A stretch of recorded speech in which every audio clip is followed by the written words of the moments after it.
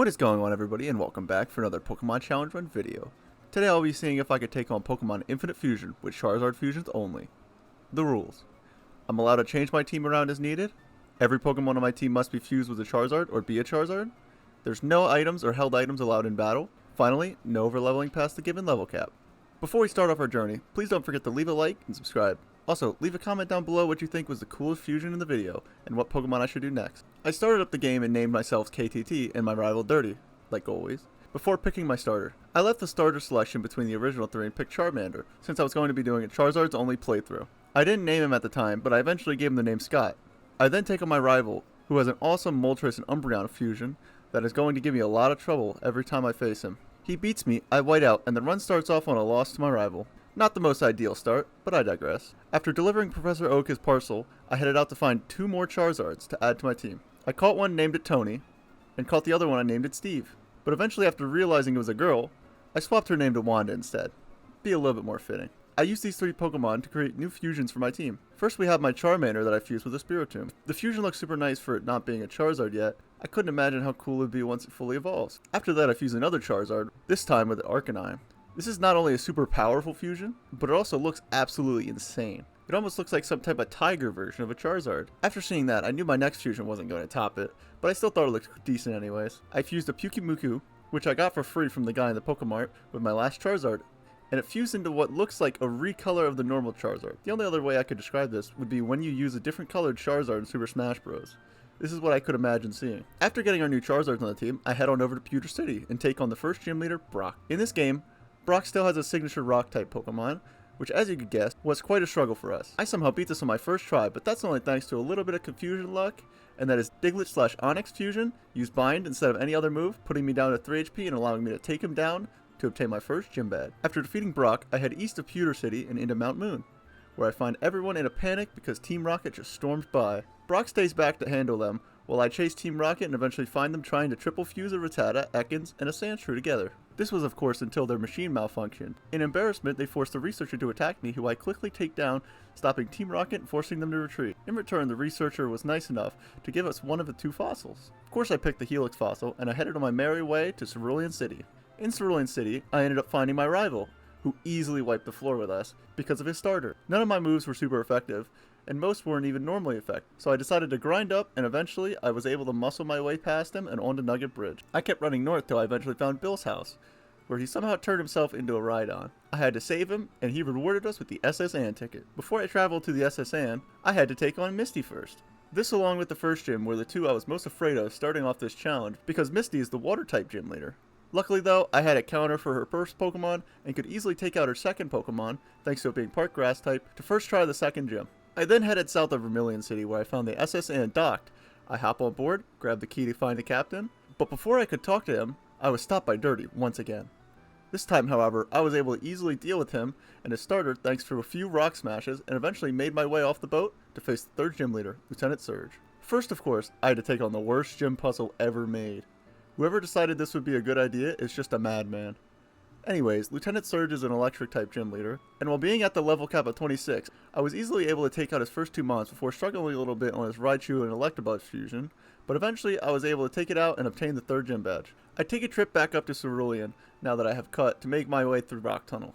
After a long journey in the dark, I made it out on the other side and into Lavender Town. While there, I took on my rival once again at the Pokemon Town. Once again, I take him down, but I had 2 of my 3 Pokemon faint in the process.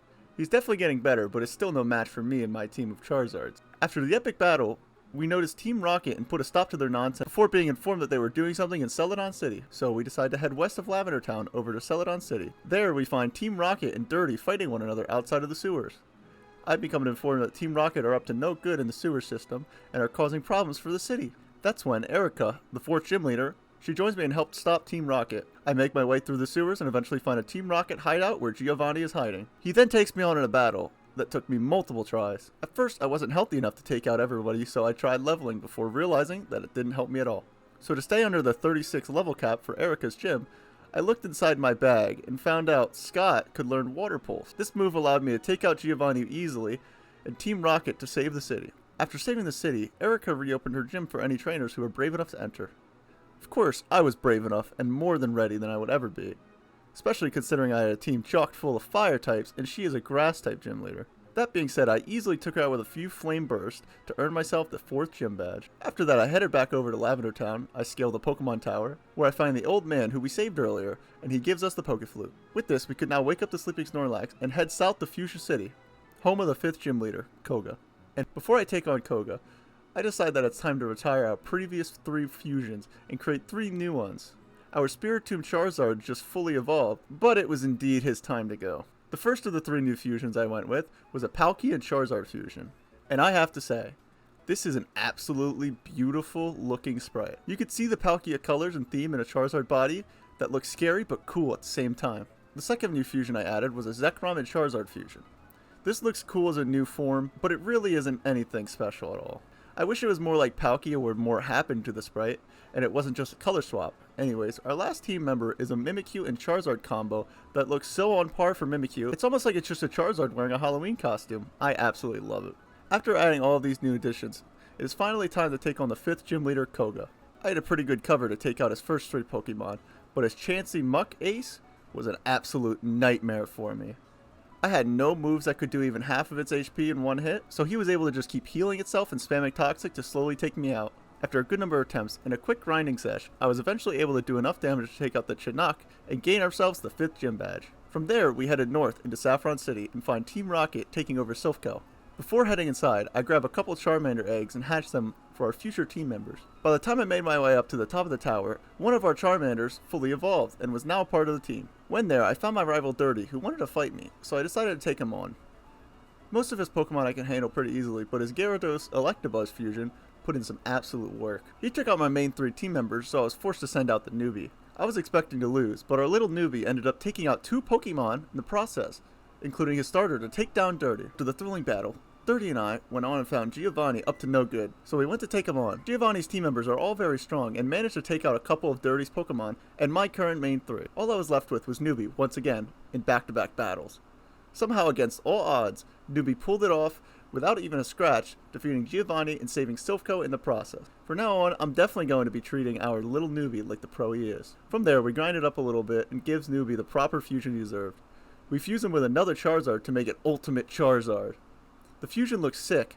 It is a much meaner and scarier version of the normal Charizard. I kinda wish that it was a little bit more like its Mega, but this is definitely still a very cool new look for him. After getting the team to the level cap of 45, I took on the 6th gym leader, Sabrina. Just like most other fights, her first couple Pokemon were not too much trouble, but her ace, the Alakazam Gengar fusion, was an absolute pain to deal with. The main issue I had was it knowing the move Shadow Ball that just did so much damage even though it wasn't even super effective to me. On top of this, the speed stat was so high that I could never go first. This led to most of my team members getting one-shot fainted or put to red. Eventually, we were able to get a big surf off, and we took it all the way from the green to knocking it out. This gave us our 6th gym badge. After seeing how hard it was to take out the 6th gym leader, I didn't even want to imagine the Elite Four, so I decided to grind up and get our last 2 team members.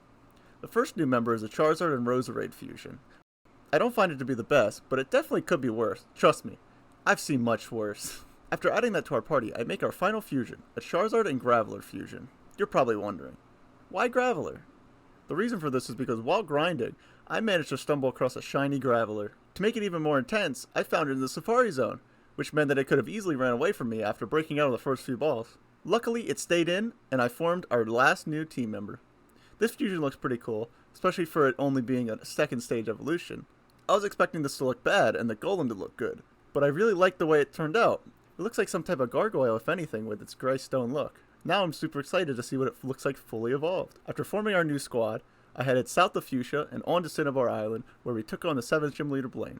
For some reason, I had a feeling I wasn't going to need to level up much to the 51 level cap, and I ended up not needing to. I was able to take him out super easily with a large variety of moves, including our Pikazards, Surfs, and Earth Powers. I was thinking that this would be one of the harder fights for me before starting this run, just because we're both the same type, but I am managing to find out that I have a lot of good type coverage, and I feel like all the Pokemon being part fire really limited what he could do.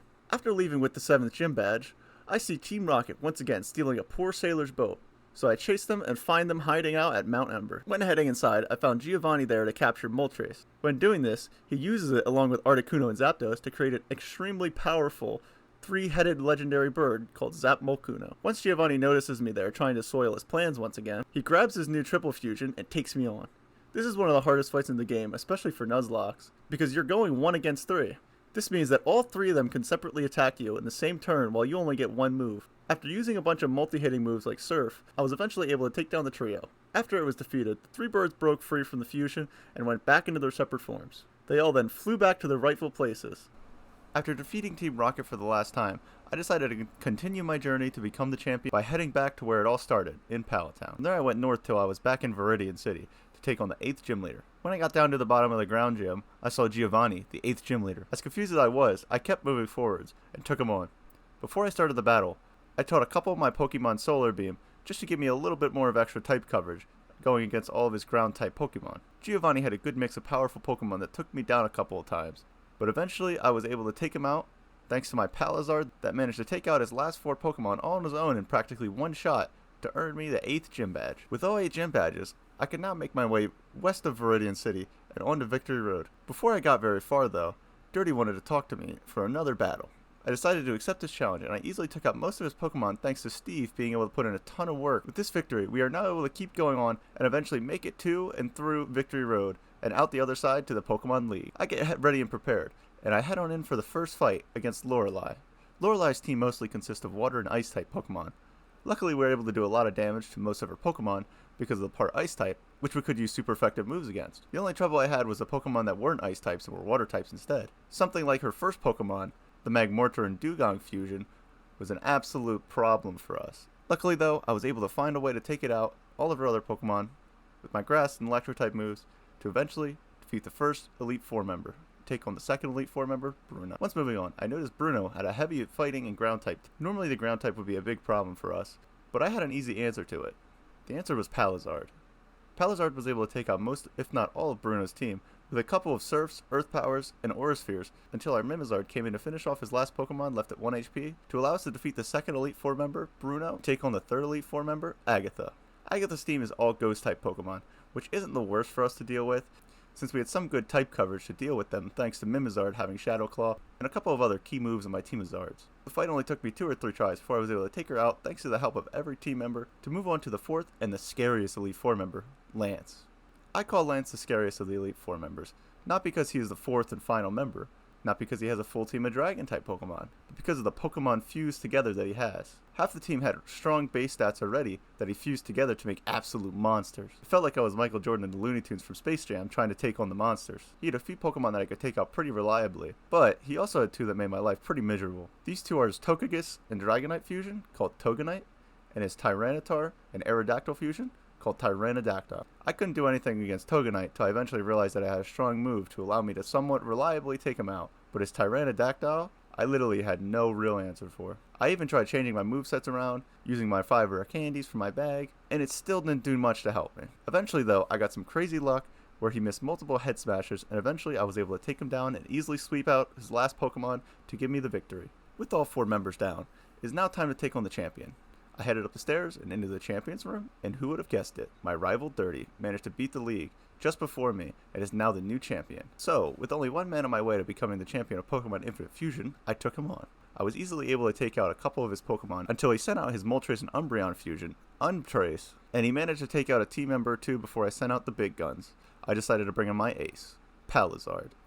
This Charizard is probably the strongest member, and if he couldn't take it out, nobody could.